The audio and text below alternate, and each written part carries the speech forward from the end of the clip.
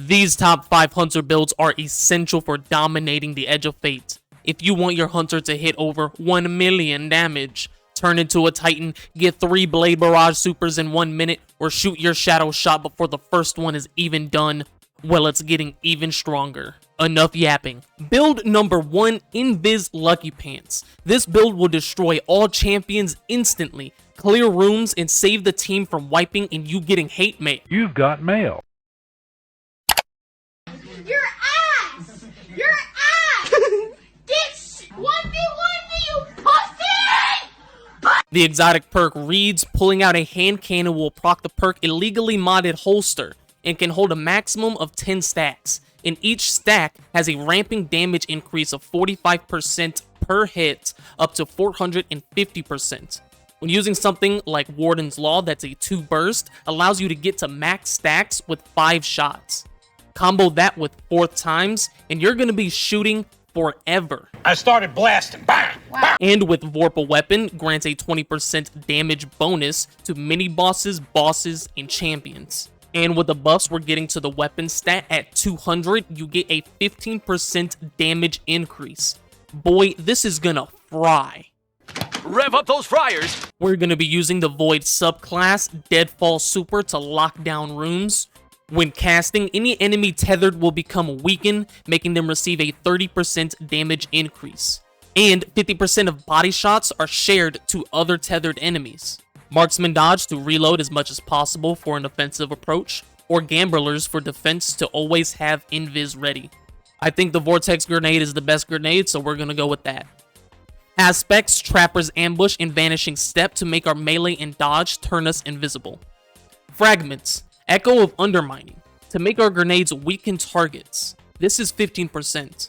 Echo of Persistence, so our Devour, Overshield, and Invis can last longer. Echo of Obscurity, finishers grants Invis. And Echo of Starvation, picking up an orb or void breach grants Devour. And Devour restores 100 HP and gives 7.5 to 20% grenade energy. Weapons, you got Warden's Law, Malfeasance, Yesterday's Question. They also made the change to Lucky Pants where your weapons don't have to match your subclass. So you can use a hand cannon in your secondary slot. You got Igneous Hammer, Zaoulis. Otherwise, just go for AoE potential. I like Undeaded, SMG with Repulsor Brace and Destabilizing Rounds. Heavy, I go Dragon's Breath or Galahorn. Something with crazy ad clear. Here are the mods. Stats, I would prioritize Health, Class, Melee, Grenade. You're the backbone in the get out of jail free build. Build number 2, the Celestial Nighthawk 1 million damage build. Look, I don't really like Celestial and Prismatic and find a lot of synergy on Solar, so we're gonna go with that. The exotic trait, Hawkeye Hack, on kill refunds 33% super energy and causes enemies to explode. On precision kills with regular weapons, gives 1.5 to 4.5 energy depending on the enemy. For aspects, we're going knock 'em down. This increases our golden gun damage. And while Radiant knife kills will refund the knife back. We're not going gunpowder gamble because I have a personal vendetta with that. Has anyone else been trapped in a corner fighting for their life and think, oh, big brain, I have a healing grenade? Nope, because it's a flippin' explosive, man. Fragments, Ember of Searing, defeating scorched targets with melee energy creates a fire sprite.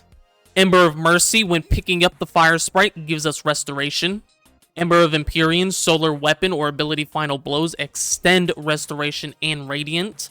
Ember of Torches, melee attacks makes us radiant. And Ember of Ashes, you apply more scorch attacks. That's what's going to allow us to build into getting more ignitions. Now weapons. In your primary slot, go wild. I like having a sidearm like Breachlight or Tanash's Mastery, but an auto rifle is just fine. In the secondary slot for boss damage, you want to go for Still Hunt. Getting precision hits grants 16.7% charge, and orbs give 8.34. Once fully charged, holding reload turns it into a golden gun with 3 shots. But paired with Celestial, it turns it into 1 shot with a 565% damage increase. Not mandatory, but super easy for big damage in endgame content. Otherwise, rock your favorite solar weapon. You got Aberrant, Mida, Summoner.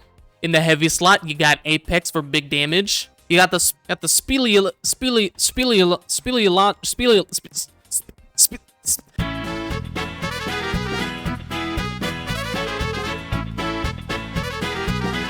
Use what you got. The big ticket item is just equipping Celestial and Golden Gun. Surge mods don't do anything anymore.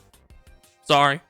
Abilities, Acrobat's Dodge to manually give us Radiant to give us a 20% damage increase to our Golden Gun. Knife Trick for ease of use and a healing grenade. Build number 3, Shards of Galanor. This build will give you your super a million times in any game mode. The exotic perk reads, Blade Barrage hits and kills, refund super energy. Cap at 50%. Refund depends on enemy type. We're going to be comboing this with Throwing Knife. This grants 2.5 to 5% energy. This build is the epitome of super spam. Knock them down so our Blade Barrage launches more projectiles, and while Radiant Throwing Knife kills fully refunds our melee. And Gunpowder's gamble because we're leaning into going full offensive and building Scorch stacks with ignitions. That's also why I got rid of my healing grenade. So fragments, we're going to be using Ember of Ashes. This gives 50% more Scorch stacks to all sources. So to proc in ignition, you need 100 stacks of Scorch. Knife Trick at base does 60 stacks, but with the fragment it does 90. Incandescent also going from 30 to 45 stacks.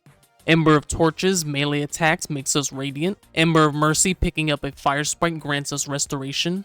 And Ember of Searing, defeating a Scorched target will make a Fire Sprite. Weapons in the primary slot, Monte Carlo is good for refunding melee, or it's just something with Pugilist, up to you. The secondary slot, Solar. You can go the damage route using something with Heal Clip, Kill Clip, like Aberrant Action, Abyss Defiant, Midas, Summoner, Lord of Wolves. The heavy, same thing, lean into Solar. A machine gun is nice like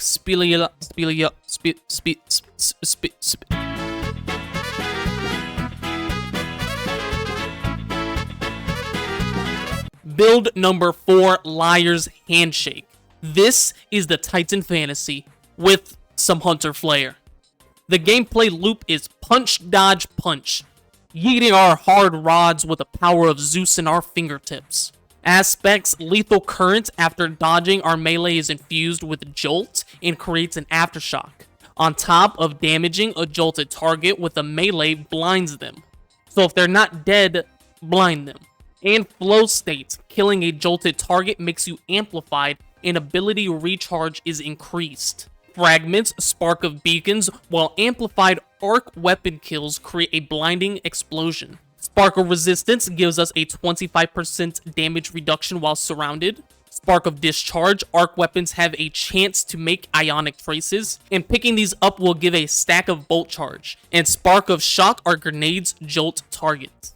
We're going to be using Gathering Storm just because Storm's Edge, it's fun for ad clear, but it doesn't do that much damage. Gambler's Dot to feed into our combination blow. Weapons, the primary slot is up to you. I like an auto rifle, something like Rufus or Adamantite. Secondary, you got Risk Runner, Trinity Ghoul, Prosecutor, Yesterday's Question, Undeaded, a lot of options. In heavy, Worldline Zero. It's actually kind of fun. A little goofy because you gotta get a running start with it out to activate the teleport. Other sword options are Temptation's Hook or an arc machine gun with jolting potential. Here are the armor mods. And lastly, build number 5, Radiant Dance Machines. Now I know this got a nerf mostly to PvP and sort of a systematic change to where you don't get unlimited dodges to now where you hold charges by getting kills with your primary weapon. I like to use Strand for this to really utilize the power of Strand. Constantly creating tangles, turning them into my nephew when I throw him in the dryer on the spin cycle. Aspects, Whirling Maelstrom, what do you know? These also emit unraveling rounds. And Ensnaring Slam to suspend and make mobility a little easier and fun. Fragments, Thread of Transmutation, when we have Woven Mail, weapon kills make a tangle. Thread of Propagation to give our strand weapons unraveling rounds upon melee kill. Thread of Warding, picking up an Orb of Power will give us Woven Mail without needing a Tangle. And Thread of Rebirth, just to make Threadlings. If you have a weapon with Hatchling, this is nice. Use the Grapple to get an extra melee traversal and to use the Ensnaring Slam offensively. Now weapons, there's a lot of options and actually 2 playstyles. The first is Borrow Dyad, build up stacks of Blight and blow your load. But I kinda like the Navigator build. Creating a grapple point to continuously get melees and to give Woven Mail to teammates on command, it's not bad. Secondary slot, ladies' choice. Heavy, I'm a Caraxes guy. You could use a machine gun with Slice and Hatchling, or a sword. I always pick up Hatchling, Chain Reaction, and Slice rolls on every strand weapon I can get. And here are the mods. And for your super secret meta build that no one has ever heard of, the bonus build, Orpheus Rig. With Orpheus, you're spamming your super every single time you have it. By killing enemies that are tethered, you gain more and more super energy, so make sure that you kill all of them and collect those orbs, lean into super regeneration. Here's the build.